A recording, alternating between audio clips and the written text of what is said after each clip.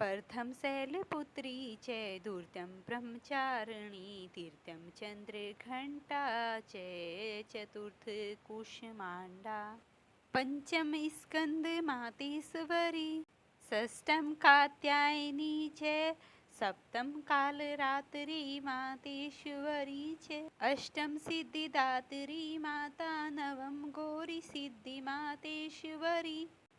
जय माता दी भक्तों, ऐसा कहा जाता है कि जब महिषासुर ने अपना घोर आतंक मचा रखा था, तब नवरात्रों के 9 दिनों तक समस्त माताओं ने मिलकर महिषासुर से घोर युद्ध किया और उसे परास्त करके मार गिराया। तब घोर संग्राम में उसके मर जाने पर 9 दिन माता की जय जयकार हुई और 10वीं तिथि को विजय मनाई गई और 10वीं तिथि को ये ज्योतिर्मय पूरे ब्रह्मांड में फैल गई।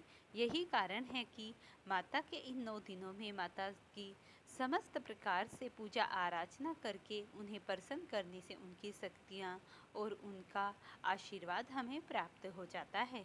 ऐसा कहा जाता है जो मनुष्य अंतिम दिनों में इन 9 देवी के 9 स्तोत्रों का पठन करता है तो वह अंत में माता की कृपा का पात्र हो जाता है और उसे मोक्ष की प्राप्ति हो जाती है। इसीलिए साधक को चाहिए कि माता के इन 9 दिनों में माता की पूजा आराधना करे तो उसे माता की कृपा प्राप्त हो जाती है। तो अगर आपने कथा सुननी प्रारंभ कर दी है तो प्लीज़ आप इस कथा को लास्ट तक जरूर देखना, क्योंकि आधी अधूरी कथा का ज्ञान से कोई लाभ नहीं मिलने वाला।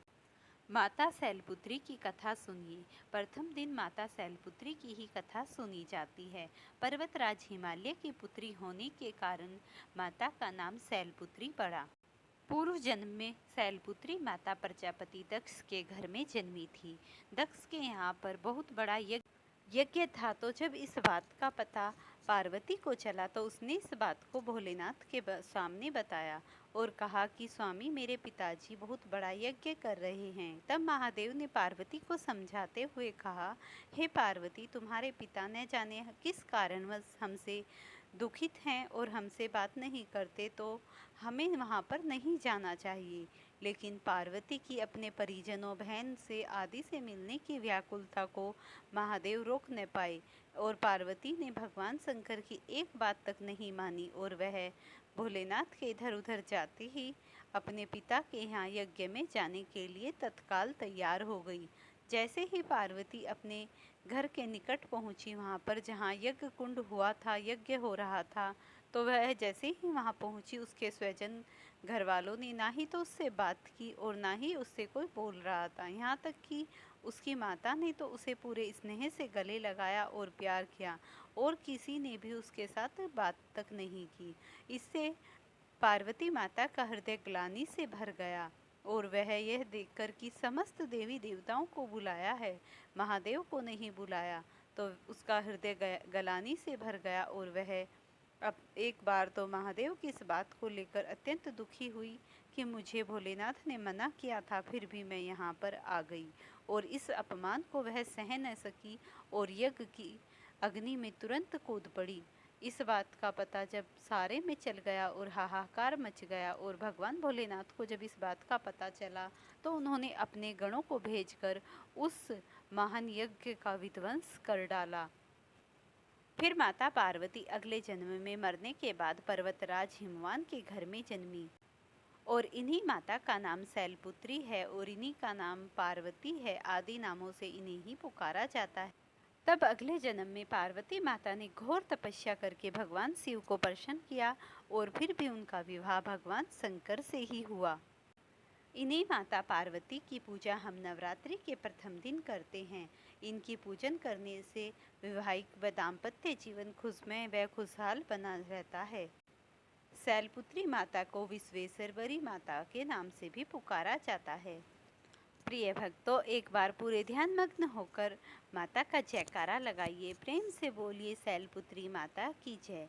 प्रिय भक्तों, अब आप ब्रह्मचारिणी माता की कथा सुनिए। ब्रह्मचारिणी माता का शरीर एकदम श्वेत है, ये एकदम ब्रह्मा की पुत्री कही जाती हैं। ब्रह्मचारिणी माता का स्वरूप एकदम ज्योतिर्मय है। इनके बाएं हाथ में कमंडल और दाएं हाथ में ज्योतिर्मय माला रहती है। पूर्व समय की बात है जब पर्वतराज हिमालय के यहाँ पर नारद जी पहुँचे और उन्होंने पार्वती के विवाह की संपूर्ण विस्तार से हिमालय के सामने सारी बातें कही। तब ये सभी बातें माता पार्वती ने सुन ली और वह अत्यंत ही घर से दुखित होकर वनों में चली गई। वहाँ जाकर पार्वती माता ने घोर तपस्या की और घोर तपस्या इतनी की कि वे 1000 साल तक तो उन्होंने कंदमूल फल खाए। उसके बाद 3000 वर्षों तक उन्होंने निराहार रही। उसके बाद कुछ साग खाया और इस तरीके से वो बिल्कुल निराहार रहकर फिर तो उन्होंने सब कुछ अन्न जल सब कुछ त्याग दिया और न जाने हर प्रकार की ऋतुओं के गर्मी सर्दी बरसात सब कुछ कष्ट सहते हुए भगवान शंकर के भजन और तपस्या में लीन रहती रही। उन्हें कुछ भी सुध नहीं रही। तब माता पार्वती का शरीर बिल्कुल एकदम सुडौल हो गया। जब माता पार्वती की तपस्या से भगवान शिव अत्यंत प्रसन्न हो गए, उसी समय पर्वतराज हिमालय अपनी पुत्री के लिए अत्यंत चिंतित हुए और उनकी माता उन्हें पुकारने लगी, उमा, हे उमा, कहाँ हो तुम? बेटा इधर आओ। इस तरीके से पर्वतराज हिमालय जब उन्हें ढूंढने के लिए जा रहे थे, तब रास्ते में उमा माता उन्हें वहीं पर मिली, जिन्हें ब्रह्मचारिणी कहा जाता है, और उन्होंने अपनी तपस्या का पूर्ण फल बताया। तब उसकी माता और पिता अपनी पुत्री की कठोर तपस्या से प्रसन्न हो गई और जैसे ही वो प्रसन्न हुए तो भगवान शिव ने माता पार्वती से पूरे विधिवत तरीके से विवाह किया। इस तरीके से माता का जीवन अत्यंत ही ज्योतिर्मय और खुशमय हो गया। प्रेम से बोलिए ब्रह्मचारिणी माता की जय। अब आप चंद्रघंटा माता की कथा सुनिए। नवरात्रि के तीसरे दिन मां चंद्रघंटा की उपासना व पूजा की जाती है। चंद्रघंटा देवी का स्वरूप तपे हुए स्वर्ण के समान क्रांतिमान है। चंद्रघंटा माता शांत एवं सौम्य है और उनके मुख पर सौरमंडल की आभा छटक रही होती है। माता के सर पर अर्धचंद्रमा के घंटे के आकार से सुशोभित हो रहा है, जिसके कारण देवी का नाम चंद्रघंटा हो गया। आपने इस स्वरूप से माता देवगण, संतों एवं भक्तजनों के मन को संतोष एवं प्रसन्नता प्रदान करती हैं। मां चंद्रघंटा अपने प्रिय वाहन सिंह पर आरूढ़ होकर अपने 10 हाथों में खड्ग, तलवार, ढाल, गदा, पास, त्रिशूल, चक्र, धनुष भरे हुए तरकस होते हैं एवं दिव्य सुगंधियों का अनुभव होता है और कई तरह की ध्वनियां सुनाई देने लगती हैं। इन क्षणों में साधक को बहुत सावधान रहना चाहिए। इस देवी की आराधना से साधक में वीरता और निर्भयता की सौम्यता और विनम्रता का विकास होता है। इसीलिए हमें चाहिए कि मन, वचन और कर्म के साथ ही काया को विहित विधि विधान के अनुसार परिशुद्ध पवित्र करके चंद्रघंटा की शरणागत होकर उनकी उपासना करनी चाहिए और यह देवी कल्याणमयी है। मां चंद्रघंटा की पूजा करने से जातक के सभी पाप नष्ट हो जाते हैं, जन्म जन्म का डर समाप्त हो जाता है और जातक निर्भय हो जाता है। मां चंद्रघंटा का मंत्र, पिंडी परज्वारूढ़े चंद चंड को पाए काशुते प्रसादे तनुते महाचंद्र घंटते विश्वते। मां चंद्रघंटा की कथा। देवताओं और असुरों के बीच लंबे समय तक युद्ध चला। असुरों का स्वामी महिषासुर था और देवताओं का इंद्र।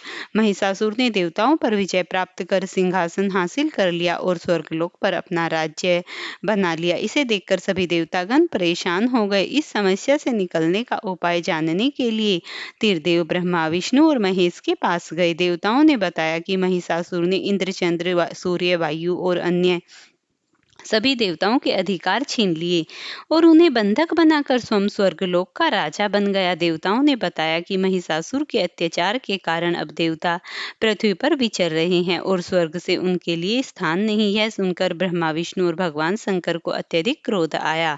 तब देवगणों के शरीर से निकली ऊर्जा जाकर एक हो गई, इन 10 दिशाओं में व्याप्त होने लगी। तभी वह एक देवी का अवतार हुआ। भगवान शंकर को त्रिशूल और भगवान विष्णु ने चक्र प्रदान किया। इसी प्रकार अन्य देवताओं ने भी माता के हाथों में अस्त्र शस्त्र दिए। इंद्र ने भी अपना वज्र, ऐरावत, हाथी, चंद्रघंटा, सूर्य और तलवार माता को दे दिए। देवी महिषासुर से युद्ध करने में पूरी तरह तैयार थी। उनका विशालकाय रूप देखकर महिषासुर यह समझ गया कि अब काल नजदीक है। महिषासुर ने अपनी सेना को देवी पर हमला करने को कहा। अन्य दैत्य और दानवों के दल भी युद्ध में कूद पड़े। देवी ने एक ही झटके में दानवों का संहार कर दिया। इस तरह माँ के सभी देवता और असुर संहार करते ही निर्भय हो गए। नवरात्रि के तीसरे दिन माँ चंद्रघंटा की पूजा की जाती है। यह शुक्र की देवी मानी जाती है। नवरात्रि के तीसरे दिन में माँ चंद्रघंटा की पूजा अर्चना करने वाले जातकों की जन्म पत्री में शुक्र दोष समाप्त हो जाता है। प्रेम से बोलिए चंद्रघंटा माता की जय। पौराणिक कथा के अनुसार कुष्मांडा माता सृष्टि नहीं, चारों तरफ अंधकार ही अंधकार था। जब इसी समय देवी ने अपने ईशत हास्य से ब्रह्मांड की रचना की, इसीलिए इसे सृष्टि की आदि स्वरूपा या आदि शक्ति कहा गया। इस देवी का वास सौरमंडल के भीतर लोक में है। सौरमंडल की शक्ति केवल क्षमता इन्हीं में है, इसीलिए इनके शरीर की क्रांति प्रभा सूर्य की भांति दिव्यमान है। इनके ही तेज से दसों दिशाएं अलौकिक हैं। ब्रह्मांड की सभी वस्तुएं और प्राणी इन्हीं के तेज से व्याप्त हैं। ऐ चंचला और पवित्र मन से नवरात्रि के चौथे दिन इसी देवी की पूजा आराधना करनी चाहिए। इससे भक्तों के रोगों और शोकों का नाश होता है तथा आयु, यश, बल और आरोग्य प्राप्त होता है। ये देवी अल्प सेवा और भक्ति से ही प्रसन्न होकर आशीर्वाद देती हैं। सच्चे मन से पूजा करने वाले को सुगमता पद प्रदान करती हैं। विधि विधान से पूजा करने पर भक्त को कम से कम उनकी कृपा का सूक्ष्म और अनुभव होने लगता है। ये देवी आधियां व्याधियों से मुक्त होती हैं और अन्य सुख समृद्धियां उन्नति प्रदान करती हैं। अंततः इस देवी की उपासना से भक्त को सदैव तत्पर रहना चाहिए। नवरात्रि के चौथे दिन माँ कुष्मांडा की पूजा आराधना की जाती है। कुष्मांडा माता सूर्य से संबंधित दोषों को ठीक करती हैं। जिन जातकों की कुंडली में सूर्य नीच हो या कुष्मांडा की पूजा करने से सब कुछ समाप्त हो जाता है। प्रेम से बोलिए कुष्मांडा माता की जय। अब आप स्कंद माता की कथा सुनिए। कुमार कार्तिकेय की रक्षा के लिए जब माता पार्वती क्रोधित होकर आदि शक्ति रूप में प्रकट हुई तो इंद्र भय से कांपने लगे। इंद्र अपने प्राण बचाने के लिए देवी से क्षमा याचना मांगने लगे और कुमार कार्तिकेय का नाम स्कंद हो गया। इसीलिए माता को मनाने के लिए इंद्र देवताओं सहित स्कंद माता देवी से स्तुति करने लगे और उनका इसी रूप में पूजन किया। इस समय से ही देवी पांचवें रूप में स्कंद माता के रूप में जानी जाती हैं और नवरात्रि के पांचवें दिन की पूजा का विधान है। शास्त्रों में ऐसा महत्व है कि इनकी उपासना से भक्त की समस्त इच्छाएं पूरी हो जाती हैं, मोक्ष मिलता है। सौरमंडल की अधिष्ठात्री देवी होने के कारण इनका उपासक अलौकिक तेज और क्रांतिमान हो जाता है। अतः मन को एकाग्र रखकर और पवित्र रखकर इस देवी की आराधना करने वाले जातक या भक्त को भवसागर पार करने में कभी कठिनाई नहीं आती, मोक्ष मिलता है। यह विधानों का पैदा करने वाली है, यानी चेतना का निर्माण करने वाली है। इसी में कालिदास द्वारा रचित रघुवंशम महाकाव्य और मेघदूत रचनाएं स्कंद माता की कृपा से ही संभव होती हैं। प्रेम से बोलिए स्कंद माता की जय। अब आप षष्ठी माता माँ कात्यायनी की कथा सुनिए। माँ कात्यायनी की कथा। इस देवी को नवरात्रि के छठे दिन पूजा जाता है। कात्य गोत्र में विश्व प्रसिद्ध महर्षि कात्यायन ने भगवती पार जगदम्बा की उपासना की, कठिन तपस्या की। उनकी इच्छा हुई कि उन्हें पुत्री हो। माँ भगवती ने उनके घर पुत्री के रूप में जन्म लिया, इसीलिए यह देवी कात्यायनी कहलाई। इनका गुण शौर्य कार्य है, इसीलिए इस वैज्ञानिक युग में कात्यायनी का महत्व सार्वधिक हो जाता है। इनकी कृपा से ही सारे कार्य पूरे हो जाते हैं। ये वेदनाथ नामक स्थान पर प्रकट होकर पूजी गई माँ कात्यायनी अमोघ फलदायिनी है। भगवान कृष्ण को पति रूप में पाने के लिए ब्रज की गोपियों ने इन्हीं की पूजा की थी। यह पूजा कलिंदी यमुना के तट पर की गई थी, इसीलिए ये ब्रजमंडल की अधिष्ठात्री देवी के रूप में प्रतिष्ठित हुई थी। माँ कात्यायनी शत्रुहंसता हैं, इसीलिए इनकी पूजा करने से शत्रु परास्त होते हैं। माँ कात्यायनी की पूजा करने से कुंवारी कन्याओं का विवाह हो जाता है। नवरात्रि के छठे दिन भक्त को मन आज्ञा चक्र पर केंद्रित होना चाहिए। अगर भक्त खुद को पूरी तरह माँ कात्यायनी को समर्पित कर दे तो माँ कात्यायनी अपना असीम आशीर्वाद प्रदान करती हैं। नवरात्रि के छठे दिन माँ कात्यायनी की पूजा की जाती है। माँ कात्यायनी बृहस्पति ग्रह की स्वामिनी मानी जाती हैं। कात्यायनी देवी की उपासना करने से बृहस्पति ग्रह से संबंधित दोष समाप्त हो जाते हैं।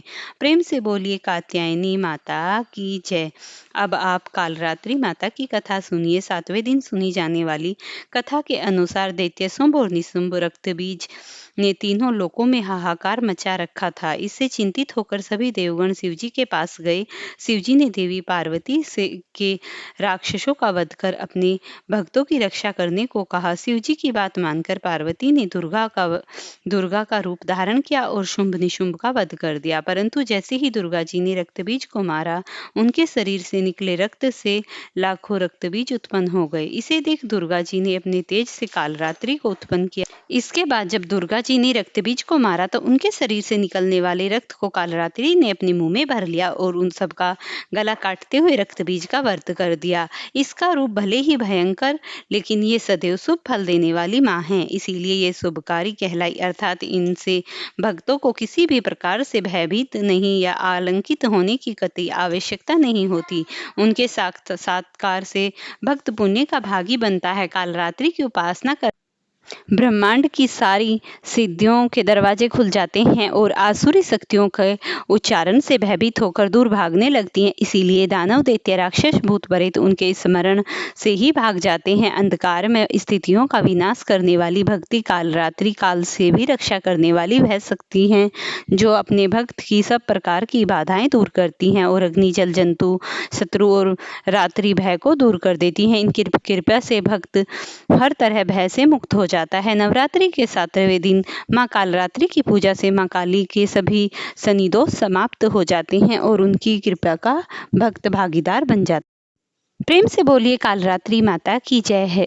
अब आप नवरात्रि के 8वें दिन सुनी जाने वाली माता महागौरी की पावन और दुर्लभ कथा सुनिए।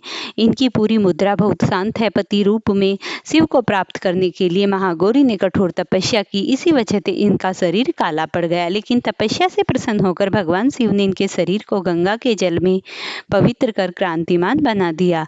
उनका रूप गौरवर्ण के जैसा हो गया, इसीलिए महागौरी कहलाई। ये अमोघ फलदायिनी है और इनकी कृपा से भक्तों के तमाम कलमश धुल जाते हैं, पूर्व संचित पाप भी नष्ट हो जाते हैं। महागौरी का पूजन, अर्चन, उपासना, आराधना कल्याणकारी है। इनकी कल्पना से अलौकिक सिद्धियां प्राप्त होती हैं। नवरात्रि के 8वें दिन महागौरी की पूजा करने का प्रचलन है। माँ महागौरी राहु की स्वामिनी मानी जाती हैं। जो जातक नवरात्रि के 8वें दिन माँ महागौरी की पूजा अर्चना करते हैं, उनकी जन्म पत्रिका राहु दोष समाप्त हो जाता है। नवरात्रि के प्रेम से बोलिए माता महागौरी की जय। अब आप नवरात्रि के 9वें दिन सुनी जाने वाली माता सिद्धिदात्री की पौराणिक कथा सुनिए। माँ दुर्गा जी की 9वीं शक्ति का नाम सिद्धिदात्री है। ये सभी प्रकार की सिद्धियों को देने वाली हैं।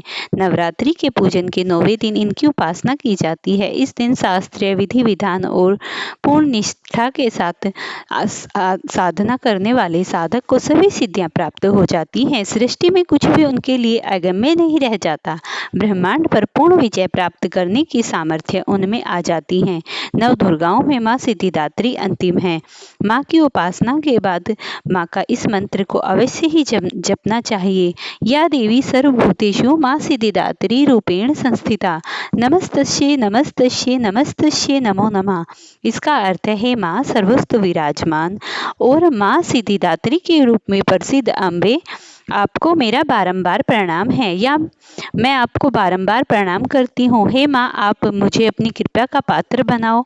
माँ सिद्धिदात्री 4 भुजाओं वाली हैं। इनका वाहन सिंह है। ये कमल पुष्प पर भी आसीन रहती हैं। इनकी दाहिनी तरफ के नीचे वाले हाथ में कमल पुष्प है। मार्कंडेय पुराण के अनुसार इनके 8 सिद्धियां हैं। प्रेम से बोलिए माता सिद्धिदात्री की जय।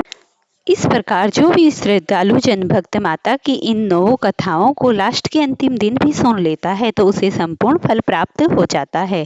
प्रिय भक्तों, अगर आपको ये वीडियो पसंद आई हो तो इसे लाइक शेयर करना, चैनल पर नए हैं तो चैनल को जरूर सब्सक्राइब कर लेना।